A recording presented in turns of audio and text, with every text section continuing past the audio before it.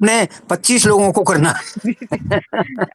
सभी का हार्दिक अभिनंदन है इस आभासीय पटल पर, राष्ट्रीय शिक्षक संचेतना के मंच पर आपका स्वागत है। और मैं संचालिका हूँ, लेकिन मैं अपनी तरफ से कुछ भी नहीं बोलूंगी आज की गोष्ठी में। जो कुछ बोलेंगे वक्ता ही बोलेंगे, और लेकिन समय जरूर आप सभी अपने अपने उद्बोधन का ध्यान रखिए। आपको तो विशेष 5 मिनट में अपना उद्बोधन आप सभी को समेटना है। आप सभी का हार्दिक अभिनंदन है। अध्यक्ष महोदय हमारी पधार चुके हैं, आदरणीय सर हमारे साथ हैं नागरी लिपि परिषद के। तो महामंत्री जी भी साथ हैं, सभी विद्वजन साथ हैं। शुरू करते हैं हम अपनी आभासी गोष्ठी। सर इजाजत है अध्यक्ष महोदय सर? आगे बढ़े जैसा हरि सिंह जी ने भी कहा कि समय कम है, काम ज्यादा है, आगे बढ़े तुरंत। धन्यवाद सर। अंतर्राष्ट्रीय आभासी गोष्ठी है आज हमारे साथ। ये राष्ट्रीय शिक्षक संचेतना की नागरी लिपि भारतीय भाषाओं की एकता का आधार, यह विषय है। और इस विषय पर कृपया सभी अपना माइक बंद कर लीजिए। सरस्वती वंदना हेतु सादर आमंत्रित करती हूँ आदरणीय श्रीमती संध्या सिंह, पुणे से, प्रदेश सचिव महाराष्ट्र से। स्वागत है, अभिनंदन है। आदरणीय महोदया मुझे दिखाई नहीं दे रही हैं यहाँ पर, इसलिए मुझे लगता है जी संध्या जी दिखाई दे गई। स्वागत है महोदय। बहुत बहुत धन्यवाद मैम आपका। स्वागत। मैं माँ शारदे के चरणों में नमन करती हूँ और इस मंच को नमन करती हूँ, और आदरणीय श्री डॉक्टर प्रभु चौधरी जी का भी बहुत बहुत अभिनंदन का और धन्यवाद देती हूँ, जिन्होंने मुझे आज सरस्वती वंदना करने का अवसर प्रदान किया। और पटल पर जितने भी विद्वजन उपस्थित हैं, आप सबको मेरा बहुत बहुत धन्यवाद मेरी तरफ से, और बहुत बहुत ही मैं सबका आभार व्यक्त करती हूँ कि जिन्होंने मुझे ये मौका दिया। बिल्कुल। और मैं अभी सरस्वती वंदना माँ सरस्वती के चरणों में प्रस्तुत करती हूँ। जी जी स्वागत है मैम। आपका वीडियो बंद हो गया, खोल लीजिए उस वीडियो को। हे हंस वाहिनी ज्ञान दायिनी अम्ब विमल मति दे, अम्ब विमल मति दे। हे हंस वाहिनी ज्ञान दायिनी अम्ब विमल मति दे, अम्ब विमल मति दे। जन सिर मार मना बनाए भारत, वह बल विक्रम दे, वह बल विक्रम दे। हे हंस वाहिनी ज्ञान दायिनी अम्ब विमल मति दे, अम्ब विमल मति दे। साहसशील हृदय में भर दे, जीवन त्याग तपोमर कर दे। संयम सत्य स्नेह का वर दे, स्वाभिमान भर दे, स्वाभिमान भर दे। हे हंस वाहिनी ज्ञान दायिनी अम्ब विमल मति दे, अम्ब विमल मति दे। लव कुश ध्रुव प्रहलाद बने हम, मानवता का त्रास हरे हम। सीता सावित्री दुर्गा माँ, फिर घर घर भर दे, फिर घर घर भर दे। हे हंस वाहिनी ज्ञान दायिनी अम्ब विमल मति दे, अम्ब विमल मति दे। बहुत बहुत धन्यवाद आपका। बहुत सुंदर वंदना के साथ बहुत बहुत आभार है आपका। और सचमुच मैं आपकी वंदना से ऐसा स्पष्ट है कि इस गोष्ठी की शुरुआत सही हुई है और सरस्वती माँ की कृपा इस मंच पर बनी रहेगी। मैं सादर आमंत्रित करती हूँ आदरणीय कोषाध्यक्ष राष्ट्रीय शिक्षक संचेतना डॉक्टर प्रभु चौधरी जी को उज्जैन से स्वागत भाषण हेतु। स्वागत है सर आपका इस आभासी पटल। आज के समारोह के माननीय अध्यक्ष डॉक्टर प्रेमचंद पतंजलि जी, नागरी लिपि परिषद के माननीय राष्ट्रीय अध्यक्ष, मुख्य वक्ता डॉक्टर हरि सिंह जी पाल, महामंत्री नागरी लिपि परिषद नई दिल्ली, और आज की मुख्य अतिथि doctor Rama Sharma ji, Tokyo Japan से हमारे साथ जुड़ी है, और समस्त विशिष्ट अतिथि, विशिष्ट वक्तागण, संचालिका जी और सबका राष्ट्रीय शिक्षक संचेतना की ओर से हार्दिक अभिनंदन, स्वागत, वंदन। जय भारत। बहुत बहुत धन्यवाद आदरणीय सर, संक्षिप्त स्वागत भाषण दिया उसके लिए एक बार फिर से धन्यवाद। और अब प्रस्तावना की ओर चलते हैं। आदरणीय डॉक्टर शहनाज शेख नांदेड़ से, राष्ट्रीय महासचिव, राष्ट्रीय शिक्षक संचेतना, स्वागत करती हूँ उनका।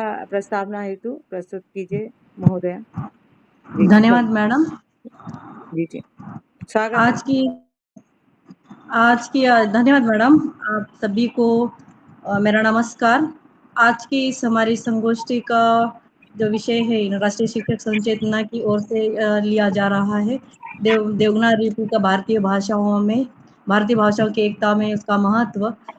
आज के इस कार्यक्रम के अध्यक्ष, जैसे कि अभी सर ने बताया है कि प्रेमचंद पतंजलि जी, और प्रमुख वक्ता देवनागरी लिपि के राष्ट्राध्यक्ष डॉक्टर हरिपाल सिंह जी, और टोक्यो से जुड़ी हुई रमा शर्मा जी, और अन्य सभी इस कार्यक्रम के पटल पर जो भी उपस्थित है सभी सदस्यगण। वैसे देखा जाए तो हमारी देवनागरी लिपि, ये लिपि संपूर्ण भारतीय भाषाओं को ही नहीं बल्कि अन्य भाषाओं को भी लेकर चलने वाली है, और इसमें ही हमारी सारी एकता सिमटी हुई है। वैसे देखा जाए तो देवनागरी जिसे नागरी लिपि भी कहा जाता है, जो कि ब्राह्मी लिपि की सर्वाधिक व्यापक, विकसित और वैज्ञानिक लिपि है। साथ ही यह संपर्क लिपि का भी कार्य कर सकती है, क्योंकि यह भारत की अन्य भाषाओं की सहोदर लिपि है। भारत के अनेक अग्रणी नेताओं, विचारकों और भाषाविदों का ये मानना है कि देवनागरी लिपि भारत को एक सूत्र में बांधने में सहायक हो सकती है। उनका विचार है कि भारत की भावात्मक एकता की दृष्टि से भारतीय भाषाओं के लिए एक लिपि का होना श्रेयस्कर है, क्योंकि ये लिपि यहाँ पर इस्पाक अली सर भी है, उनको भी मेरा प्रणाम। इन नेताओं का विचार ये है कि भारत की भावात्मक एकता की दृष्टि से भारतीय भाषाओं के लिए एक लिपि का होना श्रेयस्कर है, और इसके लिए देवनागरी लिपि सर्वोत्तम है, क्योंकि इन मनुष्यों में श्री केशव वामन पेठे, राजा राम मोहन राय, शारदा चरण मित्र और लोकमान्य तिलक, महात्मा गांधी जी, महर्षि दयानंद सरस्वती जी, कृष्ण स्वामी अय्यर, अनंत श्यामन अयंगर, मोहम्मद करीम छगला, इन सारों ने देवनागरी लिपि के प्रचार प्रसार के लिए अपना महत्वपूर्ण योगदान दिया। और महात्मा गांधी जी के अनुसार लिपि विभिन्नता के कारण प्रांतीय भाषाओं का ज्ञान आज असंभव हो गया है, और बांग्ला लिपि में लिखी हुई गुरुदेव की गीतांजलि को सिवाय बंगालियों के और कौन पढ़ेगा, पर यदि वह देवनागरी में लिखी जाए तो उसे सभी लोग पढ़ सकते हैं। और वैसे देखा जाए तो यहाँ पर हम ये भी देखते हैं कि हमारी एक दक्षिणी हिंदी है, जो कि 400 साल पुराना उसका इतिहास है, और 400 साल पुराना उसका साहित्य है, जो कि फारसी में लिखा हुआ है। और फारसी में लिखा हुआ के कारण यहाँ पर हिंदी शोधकर्ताओं की दृष्टि से लगभग वो विलुप्त सा हो चुका है या होने की कगार पर है। अगर इसी साहित्य को हिंदी जगत में लाना है तो उसको यहाँ पर लिपि का सामने का उसको यानी कि उसके अंदर लिपि भेद है, क्योंकि फारसी लिपि और हिंदी लिपि में बहुत अंतर है। अगर हम उसे हिंदी देवनागरी में अगर उसे लिखते हैं तो उसका महत्व यहाँ पर बढ़ेगा, और यहाँ पर हमारे उसके साथ साथ यानी देवनागरी में लिखा जाए तो उसका प्रसार अधिक होगा। और देवनागरी लिपि का उल्लेख यहाँ पर सर्वप्रथम देखा जाए तो 453 ईस्वी में जैन ग्रंथों में मिलता है, और कुछ भाषाविदों का मत है कि यह नगरों में प्रयुक्त होने के कारण इसका नाम नागरी पड़ा, और काशी में प्रचलित होने के कारण इसे देवनागरी नाम प्राप्त हुआ, और 9वीं 10वीं शताब्दी तक ये उस स्वरूप में विकसित हो चुकी थी जो आज वर्तमान में है। और यह अक्षरात्मक लिपि है तथा विश्व में प्रचलित अन्य लिपियों की अपेक्षा अधिक परिष्कृत और पूर्णतर है, और इसे सर्वोत्तम भी माना जा सकता है, क्योंकि इसका लिखित और उच्चारित रूप एक ही है। इस दृष्टि से इसे सीखना, लिखना और पढ़ना सरल है। यह एक वैज्ञानिक रूप से विकसित और विन्यासित भाषा है। इस लिपि में अनेक भारतीय भाषाएं और विदेशी भाषाएं लिखी जाती है। संस्कृत, पाली, हिंदी, गुजराती, मराठी, कश्मीरी, कोंकणी, सिंधी, गढ़वाली, भोजपुरी, मैथिली, संथाली आदि भारत और एशिया की अनेक लिपियों के वर्ण क्रम ब्राह्मी लिपि से उत्पन्न होने के कारण देवनागरी लिपि देवनागरी के ही समान है। इस कारण इसे सरलता के लिए लिप्यंतरित किया जा सकता है। और नेपाल में अगर हम देखा जाए तो नेपाल में नेपाली बोली जाने वाली अन्य भाषाएं तामाड़ भाषा, बोडो, संताली आदि देवनागरी में लिखी जाती है और इसमें 14 स्वर 38 व्यंजन है। कुल 52 अक्षरों की वर्णमाला को इस प्रकार व्यवस्थित किया गया है कि इसका उच्चारण और लेखन अत्यधिक वैज्ञानिक बन पड़ा है। स्वर व्यंजन कोमल, कठोर, अल्पप्राण, महाप्राण, अनुनासिक, अंतस्थ, ऊष्म इत्यादि। देवनागरी लिपि लिखने में सरल, पठन की दृष्टि से सुपाठ्य और सुंदर लिपि है। रोमन लिपि की अपेक्षा देवनागरी लिपि भारतीय भाषाओं को अधिक वैज्ञानिक रूप से लिखने में सक्षम है। रोमन लिपि में वह वर्ण नहीं जो भारतीय भाषाओं में प्रयुक्त होने वाले महाप्राण का उच्चारण इकाई के रूप में होता है और रोमन लिपि में इकाई के रूप में लिखने के लिए वर्ण नहीं। तमिल भाषा को छोड़कर अन्य सभी भारतीय भाषाओं में अल्प प्राण और महाप्राण व्यंजन विषम वितरण में वितरित है। दूसरे शब्दों में कहे तो इसका ध्वनिक महत्व है और इसलिए मैं कहना चाहूंगा कि हमारी देवनागरी लिपि का महत्व जितना भी बताए उतना कम है और इसलिए ये हमारे भारत को जोड़ने में, भारतीय भाषाओं के साहित्य को जोड़ने में महत्वपूर्ण कार्य करेगी। चाहे उर्दू हो, फारसी हो और कोई भाषाएं हो, उनको अगर हम देवनागरी में यहाँ पर ट्रांसफर करते हैं या लिप्यंतरित करते हैं तो यहाँ पर हमारा हिंदी का साहित्य और देवनागरी का भी प्रसार अधिक मात्रा में होगा। मुझे आपने प्रस्तावना के लिए यहाँ पर बुलाया, इसलिए मैं आपको धन्यवाद देती हूँ और अपने यहाँ पर विराम देती हूँ। बहुत बहुत धन्यवाद। मैं महोदय, आपने कहा कि भाषाओं को जोड़ने में महत्वपूर्ण स्थान रखती है और मैं कहूँगी इसी तरह से ये भारत को जोड़ने में भी बहुत महत्वपूर्ण स्थान रखती है। बहुत सुंदर प्रस्तावना, बहुत बहुत धन्यवाद आदरणीय महोदया। अब हम चलते हैं। कुछ लोगों ने कहा है कि हमें जल्दी बुला लेना, तो उसमें से आदरणीय विशिष्ट वक्ता के रूप में जुड़े हुए हैं हमारे साथ डॉक्टर अरुण पासवान जी, कार्यकारी मंत्री, कार्यालय मंत्री नागरी लिपि परिषद से और पूर्व सहायक निदेशक आकाशवाणी से। स्वागत है आदरणीय सर आपका उद्बोधन हेतु इस आभासीय पटल पर।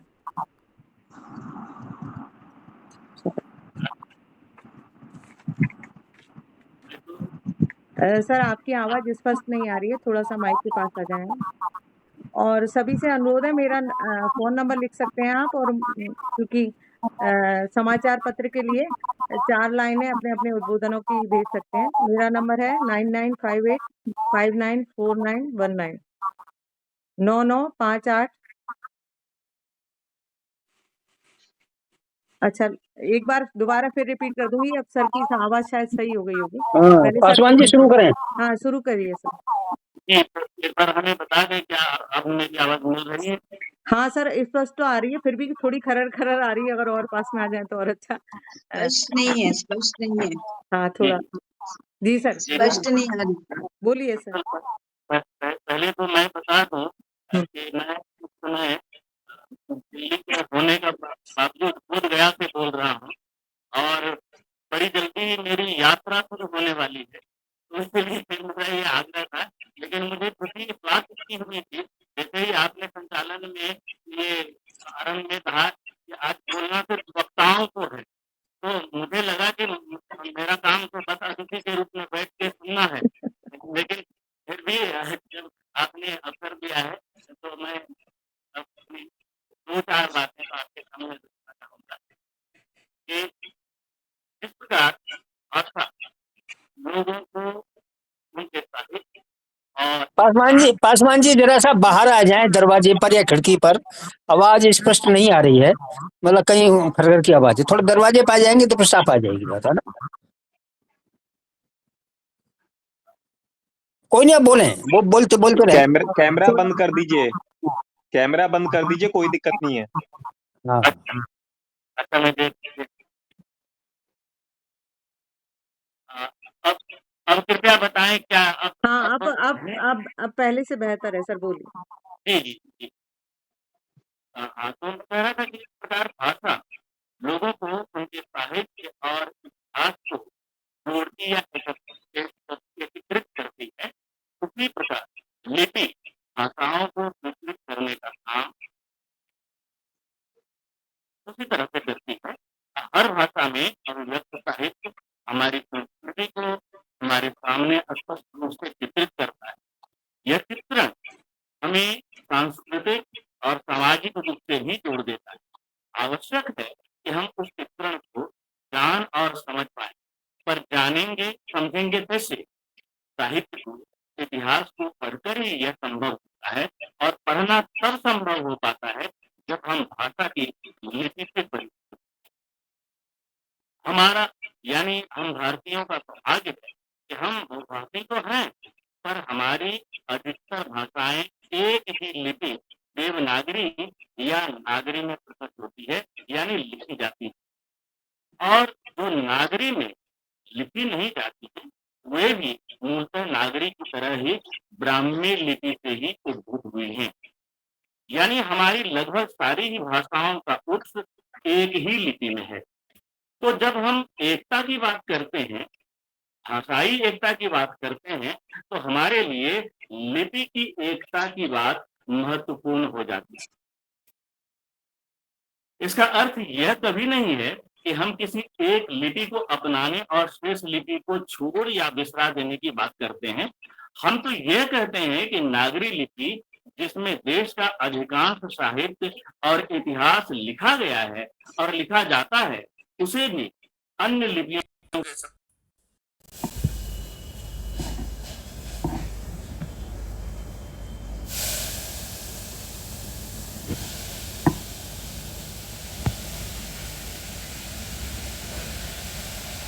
संजय, बुढ़िया जरा अंकल को बुलाना। बुढ़िया, जरा इसमें चालू करना दोबारा से, बंद हो गई है।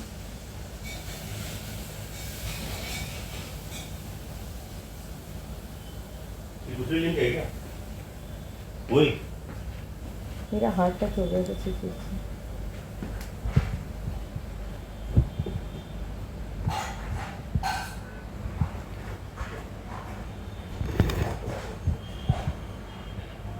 You are muted because a lot of people are on this call. साथी ने कई नाम गिनाए, उनके अलावा पंडित नेहरू, डॉक्टर राजेंद्र प्रसाद, बाल गंगाधर तिलक, ईश्वरचंद्र विद्यासागर, बंकिम चंद्र मालवीय, लाला लाजपत दोबारा राय, मेरे को भेजो लिंक। ऐसे अनेक नाम हैं जो राष्ट्रीय एकता और भाषाई एकता के लिए नागरी लिपि को सबसे समर्थ और महत्वपूर्ण लिपि बता गए हैं। मुझे लगता है कि हमें भी इस बात को स्वीकार कर जन जन तक यह भाषा, ये महत्वपूर्ण बात फैला देनी चाहिए, जो इतने वर्षों से नागरी लिपि परिषद करती आई है, और इसी में जन जन की, भाषाओं की और अंततः राष्ट्र की एकता की गारंटी निहित है। मैं जल्दी में इन्हीं शब्दों के साथ आप लोगों से अनुमति चाहूंगा। आपका बहुत बहुत धन्यवाद। नमस्कार। बहुत अच्छा उद्बोधन, और सर ने सही कहा कि हमारी लगभग भारत की सभी लिपियां ब्राह्मी लिपि से ही उद्बोधन शुरुआत है उनकी, इसीलिए सभी एक जैसी ही हैं। और बहुत बहुत धन्यवाद सर। और अब मैं सादर आमंत्रित करती हूँ आदरणीय डॉक्टर राजलक्ष्मी कृष्णन, प्रभारी तमिलनाडु से हैं। आदरणीय महोदय, आपका हार्दिक अभिनंदन है इस आभासीय पटल पर उद्बोधन सुनने के लिए हम सभी आतुर हैं। स्वागत है आपका। मुझे बुला रही हैं आप? जी बिल्कुल, आपको ही बुला रही हूँ। स्वागत है आपका। आपके विचार सुनने के लिए सभी आतुर हैं। स्वागत है। ओके, नमस्ते। पटल पर उपस्थित सभी विद्वजनों को मेरा नमस्कार, प्रणाम। सबसे पहले मैं इस नागरी लिपि परिषद के अध्यक्ष महामंत्री डॉक्टर हरि सिंह पाल जी को बहुत बहुत धन्यवाद देती हूँ और आभार प्रकट करती हूँ, जिन्होंने मुझे इस कार्यक्रम से जोड़ने का प्रयत्न किया। और आप सभी को पटल पर जो भी उपस्थित हैं, उन सभी